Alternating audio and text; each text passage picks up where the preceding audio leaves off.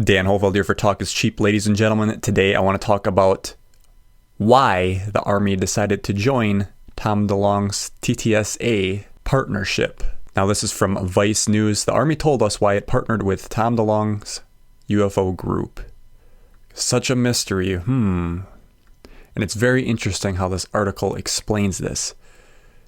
The Army described it as a low-risk partnership that is of significant interest to the military. Now basically this article goes on to say that the government's interested in studying this stuff. It's got exotic science, camouflage, inert mass reduction, and quantum communications. And that To the Stars Academy had this Atom project where they're going to collect all this materials, evaluate it, and figure out how it works, and they just believe that it's going to help them with this camouflage and all this other stuff. What have they been doing in Area 51 for so long already? They've had this stuff, they've collected it.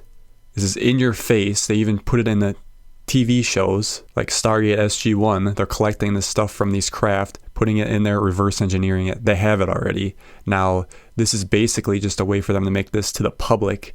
Of course, the Atom project is where they're collecting all these materials, these metamaterials, and they're banking on it that they're going to be able to do this camouflage thing. Now, this paragraph here is from Luis Elizondo, and I quote, "None of us at TTSA consider ourselves ufologists or part of the ufology culture. In fact, most of us come from a U.S. government background and consider it our patriotic duty to work alongside our friends in the government should they see an advantage to improving our national security and protecting our people," unquote. So they just want to help our government, even though they've reverse engineered this stuff already, so we just got to redo it again for the public. And they said that Luis Elizondo says that he does not consider himself a ufologist, yet he goes to these conferences and speaks at these UFO conferences. Wrong place. He needs to get on these places, like maybe The View or something. I don't like that at all, but that's where like people are just, they're such in a box. And of course with them tearing down Trump day after day, it gets old. But that's neither here or there. And this paragraph here is interesting. To the Stars seems to be banking on the idea of that an exotic materials in their possession and out-of-the-box science will lead to the development of some actual technology. You think they have this stuff already? Steve Justice, who worked at Lockheed Martin, has developed this stuff, and he's just got to redo it at a slower pace. I mean, he obviously knows what he's doing for the public, and say, oh, we gave this to the Army so they can use this stuff now. We just reverse engineered it off a UAP. They still haven't said what the hell the UAP was, because they know people are going to get too damn scared when they say aliens.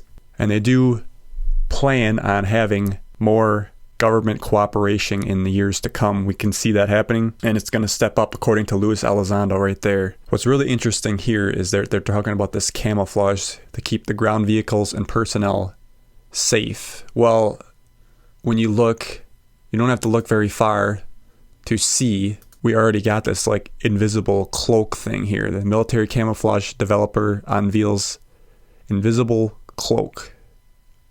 Now what this is just and I showed this on the show before, you're just bending the light around an object. So it's very simple. I'll play the video here so you can watch it a little bit. Let me zoom up on it. You're just simply bending the light around the object, which seems like magic. So, I mean, we've had this for a while now. And not to mention, we got tanks that can go invisible too. They put these hexagonal, basically, panels. And guess what? You can make it look like a different UAV, make it disappear, anything you want with these panels. Because they've got cameras that can, see the other side of the tank, make it disappear. This video was actually up on YouTube back in 2011. Okay? They had this shit. And now with TTSA, it also said in their article, which is important, I always kind of wondered how this tied together, and it ties together beautifully, working with TrueClear Global. TrueClear essentially creates custom video screens that can be put on the side of buildings for marketing and events purposes. They could probably make these hexagonal things that go on tanks and helicopters and whatever else they want. So we're just catching up to what we already have. That's all this TTSA thing is a ploy for the damn public. And like I said, the government's going to get out of this squeaky clean because they're just going to, oh, we didn't know what the hell these things were, even though they had this shit in Area 51. It's like, get real. But we owe it all to the punk rocker, Tom DeLonge, for putting this together. Nobody else could do it. Oh my God, we had only so many whistleblowers that were in these projects, came out, but they just couldn't do it until a entertainer came out to push the envelope, if you will. Bullshit. And this isn't about taking credit or anything like that. To me, this is about, we need the full truth as people. The fact that they're bringing this out, the government, there's got to be a distraction from something else. And we all know Tom DeLonge was a supporter of Hillary Clinton. That can't be denied. That was in the WikiLeaks email. So he's working for the cabal. And it's always like, it's bittersweet because it's like, oh yeah, this UFO stuff, this technology's finally coming out. But at the same time, it's the dark side pushing it. And they said that this was going to happen when they're in trouble, and this is happening. So I just thought I'd give a little update on that, ladies and gentlemen. This has been Dan Hofeld for Talk is Cheap. Thanks for watching. Don't forget to like, subscribe, and I'll see you in the next video.